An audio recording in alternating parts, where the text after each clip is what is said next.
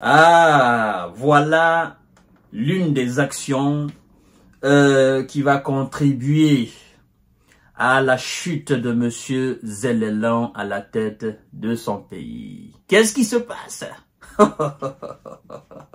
Mesdames et messieurs, Monsieur Zellelan commence à arrêter ses propres généraux.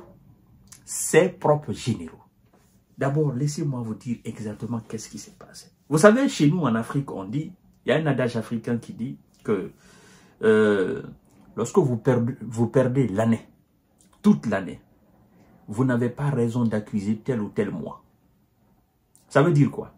Ça veut dire tout simplement que dans le contexte actuel de M. Zellelan, sur le territoire ukrainien, ils ont perdu la contre-offensive qui a été tracée, le plan, par les généraux occidentaux. Et la perte de cette contre-offensive, ce n'est pas du ressort des généraux ukrainiens. Et donc, plus haut que les généraux ukrainiens, ceux qui sont mieux placés, qui ont participé, n'est-ce pas, à l'élaboration du plan de la contre-offensive, si on doit arrêter quelqu'un, ce sont ces gens-là. Si on doit accuser quelqu'un de la défaite, n'est-ce pas, de l'échec de la contre-offensive, ce sont ces gens-là. C'est à eux on doit attribuer cela. Donc, Zellelan, il a perdu la guerre, il a perdu la bataille. Et ça sert à rien d'accuser des généraux tel généraux. Donc, mais il faut trouver un bouc émissaire. Nous sommes à Kharkov. D'abord, avant de continuer le visionnage de l'émission, continuez à partager la vidéo dans tous les groupes possibles. Hein? Abonnez-vous aussi à ma chaîne pour ceux qui sont vraiment intéressés. Et puis, likez la vidéo aussi. Aimez la vidéo. Hein? Si vous avez des commentaires spécifiques, faites-le. La section commentaires est pour vous. Et vous m'inspirez d'ailleurs dans la section commentaires. Parce que à travers vos messages, je suis vraiment inspiré à travers vos commentaires. D'accord? Ça, c'est cela. Je lis, même si je ne lis pas tous les commentaires, mais je lis quand même une grande partie. Et ça m'aide beaucoup dans ce que je suis en train de faire. Voilà. En plus de ça, nous avons une page Facebook que j'ai appelée le géopolitologue. Voilà. Je vous invite aussi à vous abonner là-dessus, à partager la vidéo dans tous les groupes possibles. Et voilà, ça ne vous prendra que quelques secondes. Alors, pourquoi on arrête les généraux ukrainiens? Ah, qui dit généraux? Dit évidemment des troupes. Si M. Zelensky et ses potes commencent déjà à arrêter les généraux, ça veut dire quoi? Et ça veut dire que les remplaçants de ces généraux qui viendront là, ils se diront, bon, écoutez, si on ne fait pas quelque chose, ce gars-là, il risque de nous enlever un jour. Il a enlevé le chef d'état-major, il a enlevé le patron de l'armée ukrainienne. On ne s'attaque pas à tous les militaires, surtout des généraux sur le front. Ça se passe à Kharkov. Écoutez bien, mesdames et messieurs, l'heure est grave. Des généraux ukrainiens arrêtés pour inaction durant l'offensive russe à Kharkiv, pour les Russes Kharkov en 2024. Inaction, ça veut dire, ces gens, pour M. Zellelan et ses potes, ces gens sont restés comme ça, les bras croisés. Ils n'ont absolument rien fait et ils ont assisté à l'offensive. Vous voyez? Mais est-ce que c'est la vérité? Est-ce qu'on n'est pas en train de trouver des boucs émissaires? Ou bien est-ce qu'on n'est pas en train de faire des règlements de compte? Si c'est les règlements de compte, ça risque de très mal tourner. Ça, c'est la vérité, mesdames et messieurs. Alors, le bureau d'enquête ukrainien, DBR, a annoncé ce lundi, 20 janvier 2025, l'arrestation de 2 généraux et d'un colonel de l'armée dont, dont l'inaction avait permis à la Russie d'occuper une partie de la région de Kharkiv, nord-est, en mai 2024. Il s'agit d'un ancien commandant de groupement tactique de Kharkiv, du commandant de la 125e brigade de défense territoriale et de celui d'un bataillon dont l'attitude négligente avait permis à la Russie d'occuper une zone frontalière qu'elle contrôle toujours dans la région de Kharkiv, a précisé, n'est-ce pas, le DBR dans un communiqué.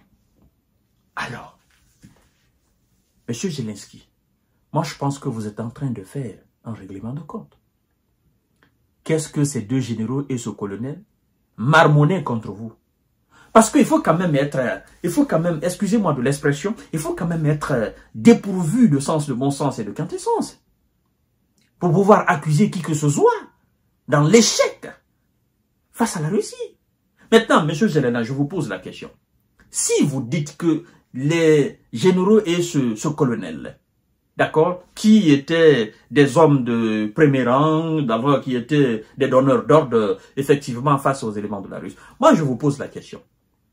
Mais pourquoi vous n'avez pas arrêté, alors, les généraux qui ont participé à l'échec cuisant de la contre-offensive face aux troupes russes à l'est du pays? Parce que là, vous dites Kharkiv.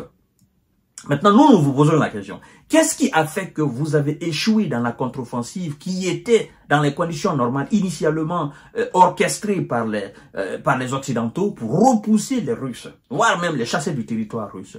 Qui est responsable de cet échec? Pourquoi on n'a pas entendu que vous avez arrêté tel général? Pour cela, qui est responsable de cet échec? Parce que vous-même, vous avez dit qu'avant même le lancement de la contre-offensive, que le plan de la contre-offensive avait été vendu, n'est-ce pas, aux Russes, que les Russes avaient déjà le plan de la contre-offensive. Donc, si vous dites cela, c'est parce que vous avez l'information de qui a vendu le plan de la contre-offensive aux Russes. Pourquoi vous n'avez pas procédé, n'est-ce pas, à l'arrestation de ce dernier-là? Premièrement. Deuxièmement, les commandants d'unités qui étaient alors sur le terrain pour mener à bien la contre-offensive, qui ont été alors, disons, anéantis de façon définitive.